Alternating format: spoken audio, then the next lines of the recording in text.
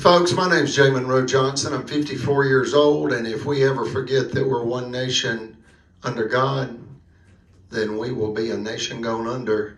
And that's a quote by Ronald Reagan, President of the United States. Folks, I got some bad news, and it's going to hurt.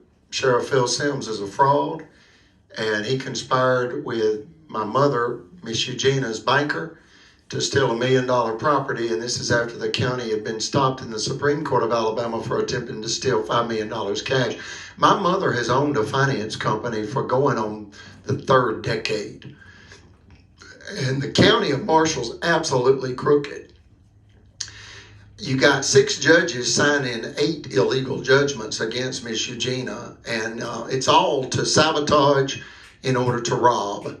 So I want you to simply understand that 5 of those judges are county judges, and they showed up to steal $5 million.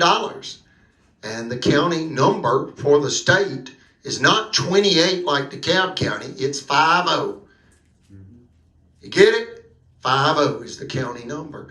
And so you got 5 judges and you got $5 million. And when I called my mother and said, you know, Mother, we filed in the Ku Klux Klan Act. We filed under the Ku Klux Klan Act of 1871, and it cost $402 to file, and that put them under a mandate, a federal court-ordered mandate, and they violated it. They're in direct contempt because we filed under the Ku Klux Klan Act of 1871.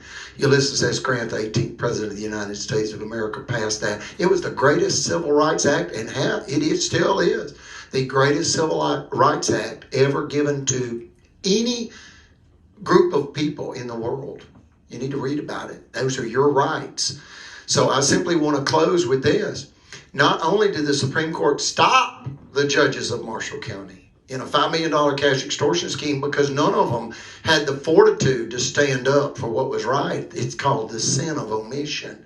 They've all got guilt, G-U-I-L-T, on their hands. And then they retaliated with more crimes against Miss Eugena, judicial violence.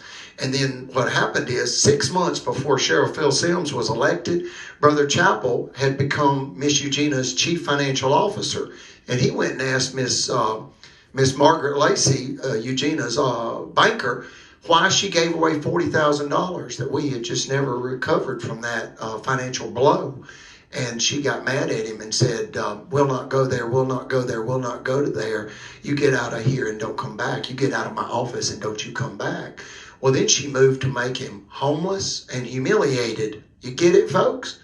Homeless and humiliated. The sheriff, Phil Sims, was elected about 6 weeks later, and that's when a conspiracy was conceived by Marshall County.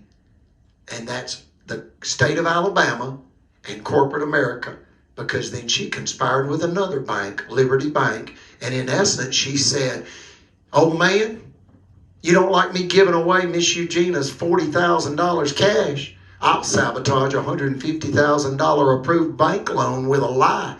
I'll call Chris Bailey, president of Liberty Bank, and I'll tell him not to do Miss Eugena's loan. I'll lie to him and tell him she's late on her mortgage with me.